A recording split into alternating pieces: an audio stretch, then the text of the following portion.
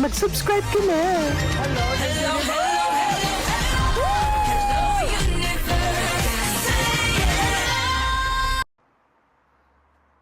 Hello mga buweks! Magandang gabi sa inyong lahat. Galaw-galaw para hindi mo pa imbornal. Hello sa ating mga subscribers dyan. Ganun din sa ating mga new subscribers. Welcome to Parade of Beauty! If you are here tonight, welcome to the new era of beauty. Beauty isn't you. O, di ba? Kamusta naman kayo mga buweks? Buhay pa ba kayo? Nakakaloka ito. Medyo malamig ngayon dito sa Melbourne. Kahit na summer, pero syempre, kahit nagaano pa kalamig yan o kainit ngayong summer dito sa Melbourne, tuloy-tuloy ang ating pakikipagbardagulan sa mundo ng pageantry sa pagbabalita sa inyo. Di ba? Wala din naman tayo magagawa. Kasi nandito lang naman tayo sa ating bahay at hindi tayo nagko-cover ng pageants, di ba? But anyway, shout out nga pala dun sa mga bashers ko. Ayan, no, sa Facebook. Sa Facebook at saka sa Instagram. Ayan, shout out sa inyo ha. Dahil pinatulan nyo yung kalokohan namin ni Doc Sed na nagbabardagulan kami. Diyos ko, nakakaloka kayo ha. Ayun, may mga sinenga sa akin si Doc Sed na mga screenshots ng mga bashers ko, medyo sumobra kayo, kaya binlock ko na kayo sa Instagram, no? Kunyari, love nyo ako, tapos pag bash kayo ng bash, o di ba? Kaya hindi na ako nagbabasa ng comments Sinisend na lang sa akin yung mga screenshots, di ba? But anyway, eto na, nakakaloka naman ito mga buweks. Eto na nga, si Miss Universe Ecuador ay talaga namang tumalak na at nagsalita na dahil sa mga pangyayaring kababalaghan sa Miss Universe 2025 na ginanap sa bansang Thailand. Nakakailoka itong mga kaganapan ito, lalo na itong si Nadia Mejia. Mga buweks, panoorin niyo ito. Look, before the pageant, you know, there's a lot of gossip in the pageant world and rumors, and I heard that very strongly that Mexico is going to win. Mexico, of course. Why are people saying that? The truth is, I really believed in that Miss Universe organization when it's like, no, That can't happen. The judges are going to have that decision, of course. well, I heard before, But obviously, I didn't want to focus on that. I needed to move forward as Ecuador, this is our year. Nothing is going to take that from our strength. and during the competition, obviously when the thing happened with Nawat and he was yelling at her, I was on his side. When he said that, I went to that room. I didn't want to be a part of that because as a Latina, I needed to support my sister, of course. That is not about a candidate. It is about the organization that was not transparent with the candidates. But the biggest gossip was that she was going to win. And on the final night, when I didn't hear my name, I was sitting backstage, and it was just the thing that the people, the candidate, they knew. And I was seeing how that's going to happen. That's going to happen. When we saw the top 5, it was like, oh, that's really going to happen. and so it happened. And that is the hardest thing for me. But I want to know why that was such a big deal before the contest. And it happened. It's something that I need to experience those feelings, but I'm never going to remove the crown from her head because she is our Miss Universe now. O, Jimwa, nakakaloka yung mga bugahan ni Nadia, Jimwa. Pero tingin ko mga buweks, alam niyo sa totoo lang, alam na din niya ng mga kandidate. Diba? Kahit siguro yan si Atisa Manalo, naramdaman niya na rin yan. Kaya lang itong si Atisa Manalo, syempre sobrang bait. Hindi naman ito palapatol sa social media, diba? Kumbaga, ang mga pinagkaabalahan niya lang doon ay yung kanyang laban, ang kanyang sarili, at yung kanyang paglalaban sa ating bansa dito sa Miss Universe, diba? Yan ang maganda kay Atisa Manalo, hindi siya nakisali sa mga ganyang kajipan, diba? Diba? Kahit yung mga bashers niya nung Miss Universe, hindi niya pinatulan kasi nga kachipan, diba? But anyway, eto nga si Nadia Mejia, no? So, naramdaman niya na daw yun, nung ano pa, na may mga ugong-ugong, mga gossip-gossips na ganyan, ganyan-ganyan, no? So, nararamdaman nila.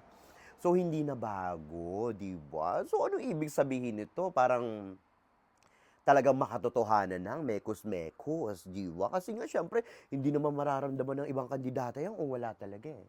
Di ba? Kung wala sila mga naririnig-rinig na ganito, mga gossip-gossips na ganyan, katulad nga nung sinabi niya, no, na talagang pagkaano daw, eh, biglang nagkatotoo na, 'di ba? Nanalo itong si Fatima, 'di ba? So, kumbaga hindi na rin siya nagulat kasi nga ayan, may mga gossip na, no? Pero syempre, ang sinasabi niya doon, bakit daw 'yon nagiging gossip during the Miss Universe competition or yung mga activities. So, yun yung gusto niya malaman. Bakit na ano, bakit nagkakaroon ng mga ganong gossips kung saan yun nanggagaling. Pero alam niyo sa totoo lang, eto lang sa buga ni Nadia Mejia, tingin ko nagiging maingat lang siya. Siyempre nga naman, para hindi siya mabash, di ba? Siyempre, tignan nyo naman yung amount ng biglaang amount ng social media followers ni Fatima sa Instagram, di ba? Magfo 4 million na. Eh, siyempre, kung bumuga nga naman siya ng negatibo towards dito kay Fatima, eh talaga mapapa-imburnal siya. Di ba? Talagang dudurugin siya ng bonggang-bongga. Kaya, medyo 50-50 yung mga buga niya eh. Kung napansin nyo kasi nung una, medyo may banat no, sa pagkakaluto doon. Tapos biglang bumuga na sinabi niya sa huli na hindi ko tatanggalin yung corona kay Fatima. Kasi Miss Universe natin siya eh. 'Di ba? Biglang gano'n. Siyempre, biglang parang may hugot doon sa una, tapos biglang tinaas. Tinaas sa huli, no? Iba rin tong si Nadia Mejia. May estratehiya. Nakakaloka pero hindi niyo ako maano sa mga ganyan-ganyang mga bugahan, Diyos ko Lord. Mga ganyang bugahan, alam ko na. Unang buka pa lang ng bunganga niyo, alam ko na kung may laman o wala. Di ba? Alam niyo na yan. Ay nako, ganyan kami mga bakla. We're very keen observer sa mga ganyan-ganyan. Kaya huwag kayong loloko-loko. Sa mga bashers ko rin, alam ko kung pinagloloko nyo ako o pinupuri nyo ako. Nakakaloka, Jib. Ang ganda ko. Charito. But anyway, ito nga si Fatima, no, nag-post naman. Ang sabi niya naman ay, nandun daw siya kung saan daw siya pinanganak or kung saan man siya nanggaling, no? Doon sa mga kababayan niya sa Mexico. Of course, given na yan. Ipinagmamalaki niya yan. And of course, doon siya galing, di ba? At isa pa, syempre, susuportahan siya talaga ng kanyang mga kababayan doon. Ng mga dilulu din, di ba? Na alam na nga nilang mekos-mekos todo protekta at todo support pa rin sila. Pero hindi naman din lahat, no? So, ang sinasabi nga dito ni Fatima, she is an unbothered queen. O, diwa? Talaga daw, sa mga bashers niya daw, ay hindi niya kailangang i-validate ang kanyang sarili. Ang charay. Diba? Iba din ang Fatima. Ang kapal ng pagbumukha. Diba? In fairness naman, no, alam niyo sa totoo lang, minsan medyo naaawa ako kay Fatima. Of course, a lot of bashers, binabash siya, no, ganyan-ganyan. Pero syempre, parang hindi naman siya ibabash kung walang dahilan eh, di ba? At saka panigurado, parang siguro alam niya na yan, yung mga ginawa nila sa Miss Universe, no? Pakapala na lang na mukha, tapos kunyari, wala siyang alam. Kunyari, anong tawag dito? Kunyari, parang patay mali siya, hindi niya alam. Parang, kunyari, ano siya, anong tawag dito, inosente. Kasi ganun yung mga itsura niya sa ano, no? Sa Thailand, yung nagpictorial siya, di ba? Na talagang ganun-ganun pa siya, oh. Paawa effect, mga buhay. Kairita. Ito namang si Papa Nawat, nung kailan lang, magsasampa ng demanda kay kay Fatima. Ngayon pinagtatanggol ang Miss Universe. Nakakaloka, di ba? Ang gulong ng palad, hindi ko kinakaya talaga mga Brex. Mabuti na lang, ganda-ganda ko. Bising-bisa ako sa aking beauty. Gusto ko yung Alam niyo na, yung hair kong medyo ganyan-ganyan, curly-curly, babaihan. Babaihang imburnal, di ba? Nakakaloka. Parang nung kailan si Papa Noel, ididimanda si Fatima. Ngayon, na. Biglang anong tawag dito? Pinagtanggol ang Miss Universe, as tinanggal din. Nakakaloka. So, siguro nakakaabot na yan kay Papa Nawat, no? But anyway, eto na, nakakaloka ito mga buweks, no? Well, hayaan na natin yan si Fatima. Hayaan na natin pagkadilulo niya kasi pag si Manong Chavit ng may-ari ng Miss Universe, ay die! Ang sabi nga ni Manong Chavit, diba, magiging vacant ang posisyon ng Miss Universe. Diba? So, ano mangyayari sa kanya? I-enjoy na lang niya, diba, hanggat nasa kanya ang corona. Pero syempre, parang sa mga ibang pageant fans, and of course, alam niyo na, no, parang hindi siya counted. So, medyo nakakaawa rin si Fatima. I don't know, parang in a way, victim siya ng yung pangyayari sa Miss Universe. Siguro victim mga 10%. Pero siya talaga yung may kinalaman doon. I mean, hindi naman natin alam, no? So, lalabas din ng katotohanan. Kasi nga, sabi ni Manong Chavit, pag siya na yung may-ari, di ba? Paiimbestigahan niya mga pangyayari dyan sa Miss Universe. So, malalaman kung ano talaga ang totoo. Kung ano ang nilalaman ng resulta ng Miss Universe. Baka nga sa atin sa manalo talaga ang totoong panalo dito. Di ba? Pwera na lang kung menekos-mekos yan. Alam nyo na yung mga judges doon. May taga-Mexico din. O meron ding mga iba doon, di ba? Nandun din si si Natalie Glebova, o di ba? Na loyal din sa Thailand, hindi natin alam. But anyway, mga weeks, ito na, no? Speaking of Manong Chavit Singson, ayan, bumwelta na. Ayan ang sinasabi ko sa inyo. Si Manong Singson ay hindi naman niya magbubuga sa social media ng mga walang kakwenta-kwentang bagay kung wala yang mga sources, di ba? Hindi yan gagawa ng mga istorya. Bakit? Dahil sa Miss Universe, sisirain niya yung pangalan niya? I don't think so. Dahil ang daming business nito at bigating tao ito, panigurado hindi niya sisirain ang kanyang pangalan dahil lang sa Miss Universe. Panigurado ang Miss Universe sa kanya. Gustong-gusto niya yan, of course, di ba? Kahit noon pa, yung anak niya rin, si Richelle, ganyan-ganyan.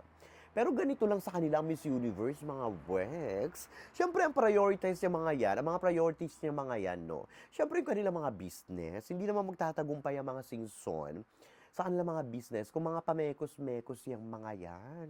Hindi yung gagawa ng mga istorya. Diba? Ang dami nilang pera. Diyos ko, Lord. Yung Miss Universe, ganyan lang sa kanila, no? Kung makuha man nila o hindi, then thank you. Pero, kung maglalabas sila ng mga balibalita dyan sa sa social media, lalo na si Manong Chavit Singson, hindi yan gagawa ng istorya para lang sumikat. Matagal na siyang sikat. At saka hindi niya kailangang magpasikat dahil marami na siyang datong, di ba? So meaning to say, hindi yan gagawa ng istorya. Di ba? So ito na nga, bumuelta ang ating Manong Singson. Nakakaloka, no? Kung ang buga nga ni Raulula Rocha ay delusional daw ang mag-ama na si Singson, si Manong Chavit Singson at itong anak niyang si Richelle Singson, ang buga naman na pinakahihintay natin, no? Itong kay Manong Chavit Singson ay sinabi niya, ay, tuliro na daw ang utak nitong si Raulul. Naulol na ng bonggang-bongga. Bagay na bagay nga sa kanyang pangalan niya. Tingin ko tuliro na talaga, no? Tama yung sinabi ni ni Manong Chavit Singson, no?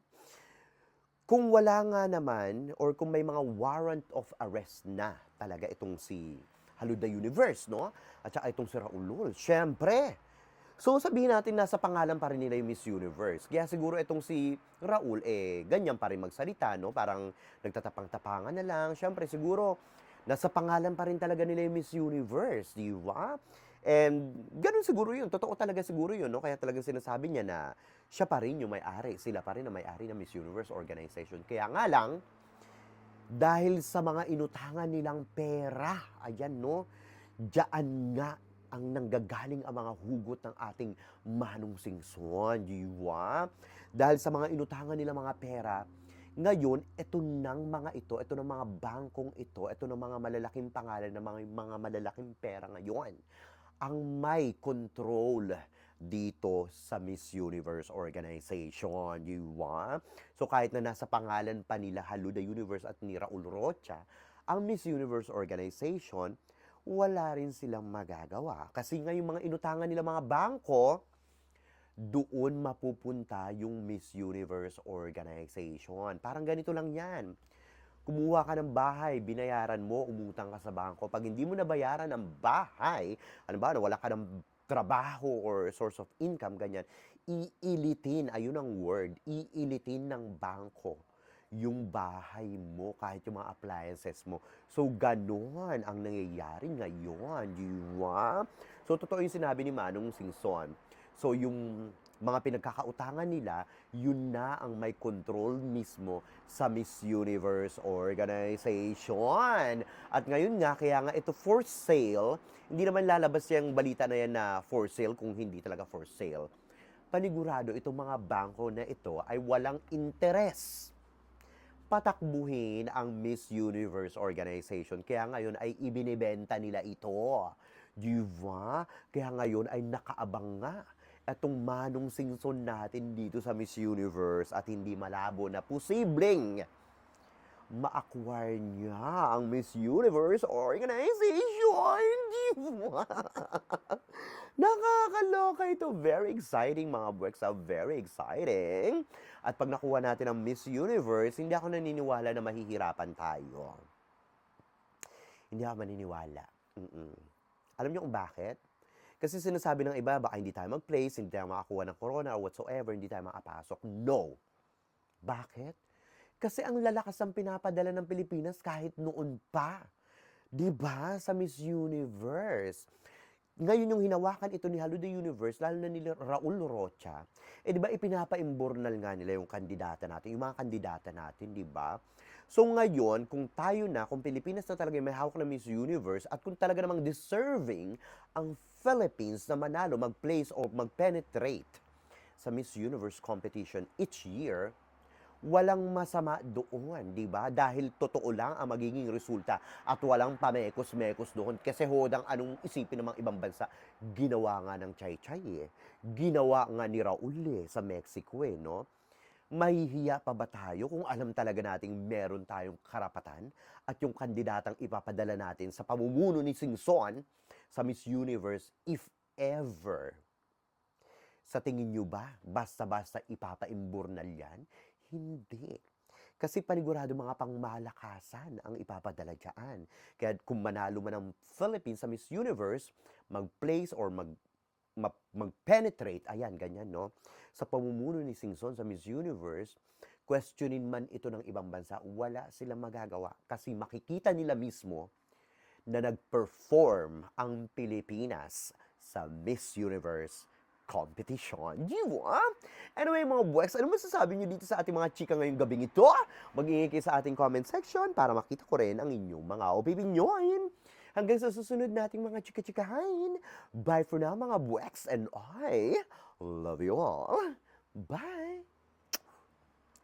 See ya!